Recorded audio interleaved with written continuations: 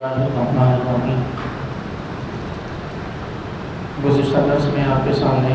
رسول اللہ صلی اللہ تعالیٰ علیہ وسلم کے معجزات کے حوالے سے گفتگو کی گئی،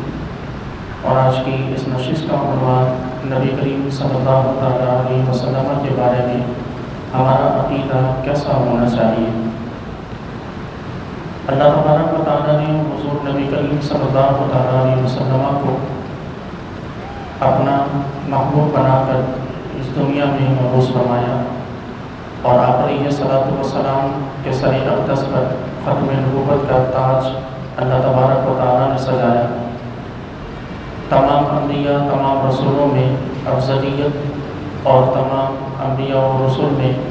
برتری کا مقام و مرتبہ اللہ رب العزت نے آپ کو عطا فرمایا۔ تو ہم مسلمانوں کا عقیدہ اپنے نبی کریم علیہ السلام کے حوالے سے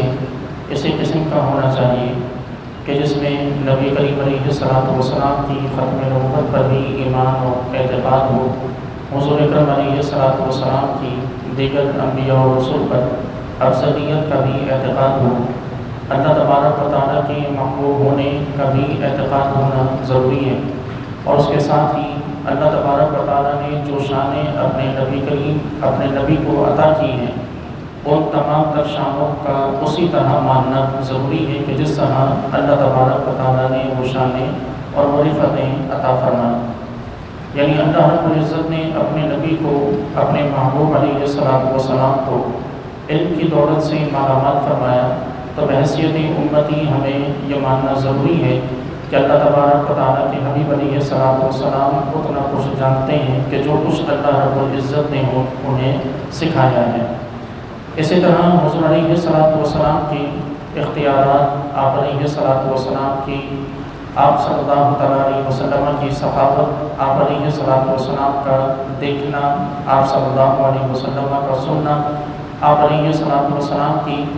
حیات طیبہ، یعنی وہ زندگی کے جسے آج ہم تصور کرتے ہیں اور یقین رکھتے ہیں کہ حضور نبی کریم علیہ السلام آج بھی حیات ہیں دیگر تمام کے تمام انبیاء کی طرح، تو یہ وہ تمام شانیں ہیں کہ جو اللہ رب العزت نے حضور کو عطا فرمائی۔ ان میں سے کسی بھی چیز کا انکار بدترین گمراہی میں مبتلا کر سکتا ہے، یہاں تک کہ اگر یہ اس اعتقاد و اس انکار پر اگر اصرار کیا جائے تو یہ کچھ صورتوں میں انسان کو دائرۂ ایمان سے بھی، دائرۂ اسلام سے بھی خارج کر دیتا ہے۔ اس لیے حضور کے بارے میں عقیدہ بالکل صاف اور بالکل ستھرا ہونا ضروری ہے۔ اس اعتقاد میں، حضور کے بارے میں، عقیدے میں، یقین میں کسی بھی قسم کی کمی، گندگی یا اور کسی بھی قسم کا شک و شبہ یہ برداشت نہیں کیا جا سکتا۔ جب اللہ تبارک و تعالیٰ نے اپنے نبی کو بے شک و شبہ شانیں اور رفتیں عطا فرمائی، تو امتی ہونے کے ناطے ہم پر لازم ہے کہ ہم حضور کی شانوں کا اسی طرح اقرار کریں۔ لوگ عموماً یہ سوال کرتے ہیں کہ وہ لوگ کہ جو حضور کے علم پر سوال اٹھاتے ہیں، یا وہ لوگ کہ جو نبی کریم علیہ السلام کے دیگر معاملات پر سوال اٹھاتے ہیں، ان کے پیچھے نماز پڑھنا کیوں درست نہیں، یا ان کے ساتھ معاملات برتنا کیوں درست نہیں، تو اس کی وجہ یہ نہیں ہے، اس کی وجہ یہ ہے کہ وہ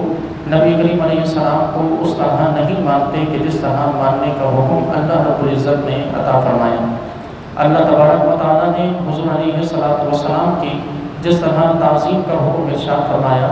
کہ ایک لفظ جو حضور کے بارے میں زبان سے نکلے وہ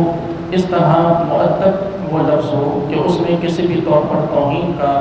شک یا شائبہ بھی موجود نہ ہو۔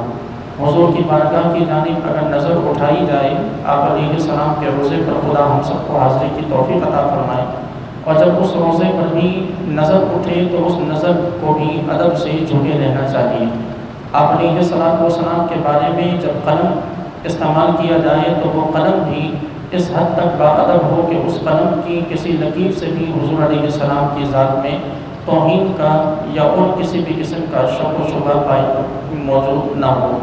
اگر اس انداز میں حضور کو مانتے ہیں تو یقیناً ہمارا عقیدہ وہ عقیدہ ہے کہ جو اللہ رب العزت نے ہم سے طلب کیا،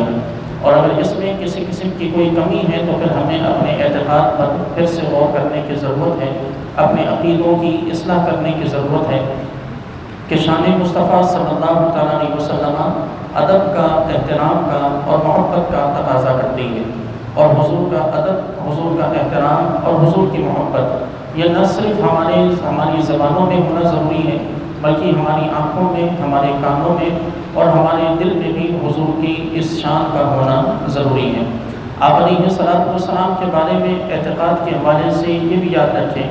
کہ آج کفر اس طور پر کوشش جاری رکھے ہوئے ہے کہ مسلمانوں کے دلوں میں کسی بھی طور پر ان کے نبی کے حوالے سے شکوک پیدا کیے جائیں۔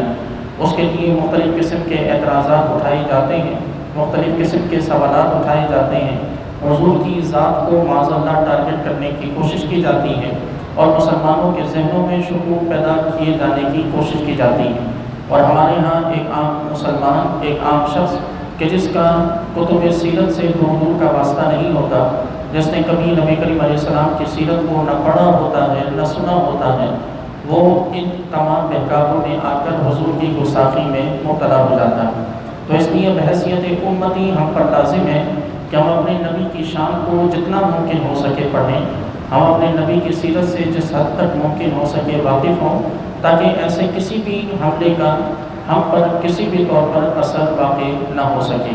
وگرنہ اگر حضور کی ذات ہمارے دلوں میں مشکوک ہو گئی تو ہمارا ایمان بھی 100% خطرے میں پڑے گا۔ خالق کائنات سے دعا ہے کہ پروردگار ہم سب کو حضور اکرم علیہ الصلوۃ والسلام سے سچی محبت رکھنے اور حضور کی تعلیمات